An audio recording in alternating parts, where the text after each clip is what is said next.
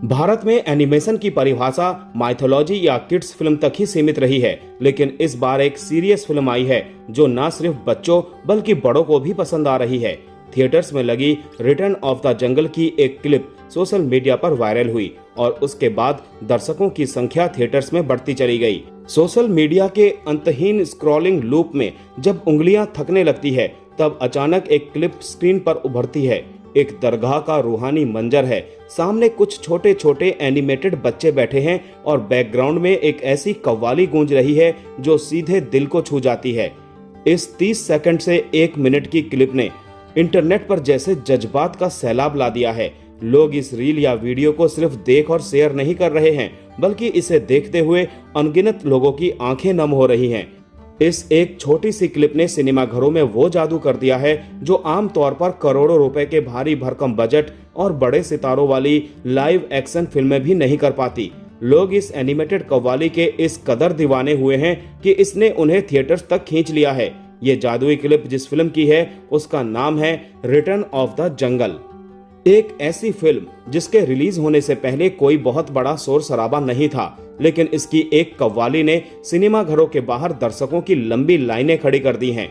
हमारे समाज में एनिमेशन फिल्मों को लेकर हमेशा से एक सोच रही है कि ये सिर्फ बच्चों का खेल है, लेकिन जब आप रिटर्न ऑफ द जंगल के इस सूफियाना कव्वाली वाले सीन से गुजरते हैं या इसी के बहाने इस पूरी फिल्म को देखते हैं तो दिल के तार झनझना उठते हैं। यह सीन सिर्फ बच्चों के मनोरंजन के लिए नहीं बनाया गया है, ये बड़ों के भीतर सो चुके उस मासूम और भावुक इंसान को जगाने की एक गंभीर कोशिश है जो इस भागदौड़ और जिंदगी की आपाधापी में कहीं खो गई है। फिल्म की कहानी केंद्रीय विद्यालय की कक्षा 4B के बच्चों के इर्द गिर्द बुनी गई है। स्कूल के वही जाने पहचाने आम दिन, बच्चों की मासूम सी नोकझोंक, एक सीधे साधे बच्चे का स्कूल के बुली से सामना और इन तमाम उलझनों के बीच एक प्यारे से थाता यानी दादाजी की पंचतंत्र और लोक कथाओं के जरिए दी जाने वाली जिंदगी की सीख। इस फिल्म में कोई चमकीला या अवास्तविक सुपर हीरो नहीं है, बल्कि हमारे और आपके घरों जैसे आम बच्चे हैं। इस मिले जुले भारत के ताने बाने में जहां राहुल की मासूमियत है, वहीं अली की मोहब्बत भी है। यही वजह है कि जब फिल्म की कहानी आगे बढ़ती है और इस दरगाह और कव्वाली वाले मोड़ पर आकर ठहरती है, तो दर्शक खुद को भावुक होने से रोक नहीं पाते। इस जादुई कव्वाली वाले सीन को पर्दे पर उतारने के पीछे जो लगन और जो तपस्या छिपी है, उसकी कहानी फिल्म के पर्दे से भी ज्यादा दिल को छू लेने वाली है।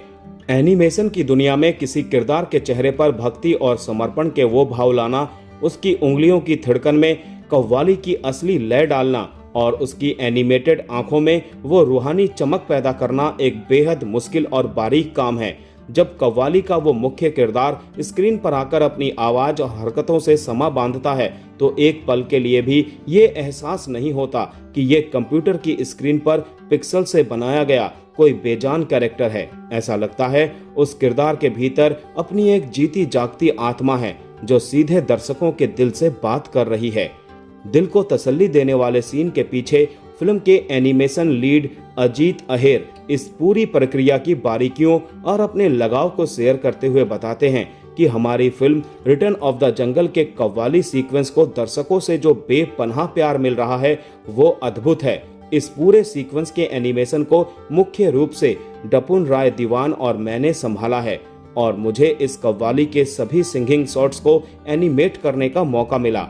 मैं कॉलेज के दिनों से ही उस्ताद नुसरत फतेह अली खान साहब के संगीत से वाकिफ था, लेकिन ज्यादातर उन्हीं गानों के जरिए जो टीवी या बॉलीवुड फिल्मों में पॉपुलर थे। हालांकि याद नबी का गुलशन महका ये कव्वाली मैंने पहली बार तब सुनी जब मैंने वैभव कुमारेश द्वारा बनाया गया रिटर्न ऑफ द जंगल का एनिमेटेड रूप देखा। मुझे आज भी याद है कि मैं उस गाने और उस सीक्वेंस की कहानी में पूरी तरह डूब गया था। उसी दिन से इस कव्वाली को एनिमेट करना मेरी विश लिस्ट का हिस्सा बन गया था। जब आखिरकार वो वक्त आया तो मैंने अलग अलग कव्वाली परफॉर्मेंस को समझने में लंबा समय बिताया। मैंने नुसरत साहब के लाइव परफॉर्मेंस के साथ साथ कई अन्य दिग्गज कव्वालों के वीडियो देखे। मैंने उनकी बॉडी लैंग्वेज, हाथ के इशारों, चेहरे के हावभाव और उस एनर्जी को बहुत करीब से देखा जो वो गाते समय पैदा करते हैं। मैं स्क्रीन पर उस फील को पकड़ना चाहता था जहां सिंगर कव्वाली के संगीत और उसकी गहरी भावना में पूरी तरह से खो जाता है। इसके अलावा मैंने लाइव परफॉर्मेंस की बारीकियों को समझने के लिए तबला वादकों और उनके साथ संगत करने वाले कलाकारों के मूवमेंट्स का भी स्टडी किया। ये मेहनत सिर्फ वीडियो देखने तक सीमित नहीं थी, बल्कि स्टूडियो के भीतर कलाकारों ने खुद को उस माहौल में झोंक दिया था। अजीत बताते हैं कि हमने स्टूडियो में अपने खुद के एक्टिंग रेफरेंस भी शूट किए। स्टूडियो के कुछ लोगों ने मिलकर उस वक्त मौजूद कबाड़ और सामान का इस्तेमाल करके पूरे सीक्वेंस को खुद परफॉर्म किया। पैकेजिंग के डब्बे हमारे लिए हारमोनियम बन गए और हेलमेट तबले बन गए। ये एक बेहद मजेदार एक्सरसाइज थी, लेकिन इसने मुझे उस दृश्य की लय, कलाकारों के आपसी तालमेल और परफॉर्मेंस को गहराई से समझने में मदद की। फाइनल एनिमेशन इन सभी रेफरेंस का एक खूबसूरत मिश्रण बनकर उभरा। मैंने नुसरत साहब के परफॉर्मेंस, अन्य कव्वाली कलाकारों के अंदाज और हमारे अपने एक्टिंग रेफरेंस से बेस्ट एलिमेंट्स को चुना, जो उस किरदार और कहानी के साथ सबसे ज्यादा न्याय कर सकते थे। मेरी टीम पिछले करीब 15-20 साल से इस फिल्म पर काम कर रही थी। ये हमारा एक बेहद पुराना आइडिया और सपना था।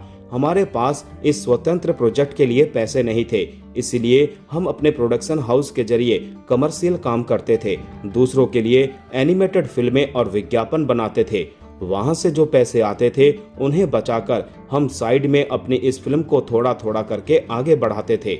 आज जब सिनेमाघरों के अंधेरे कमरों में बैठकर लोग इस 93 मिनट की फिल्म को देख रहे हैं, तो वो सिर्फ एक कहानी नहीं देख रहे होते, बल्कि वो पर्दे के पीछे के उस 2 दशक लंबे संघर्ष और कलात्मक जिद को सलाम कर रहे होते हैं, जिसने भारतीय एनिमेशन को एक नया और शानदार आयाम दिया है। सोशल मीडिया की इस वर्चुअल दुनिया में जहां हर रोज हजारों चमक दमक वाली चीजें आती हैं और पलक झपकते ही गायब हो जाती हैं, वहां रिटर्न ऑफ द जंगल की इस क्लिप का इस कदर टिक जाना और वायरल होना ये साबित करता है कि दर्शक आज भी ईमानदारी से रची गई कला के भूखे हैं।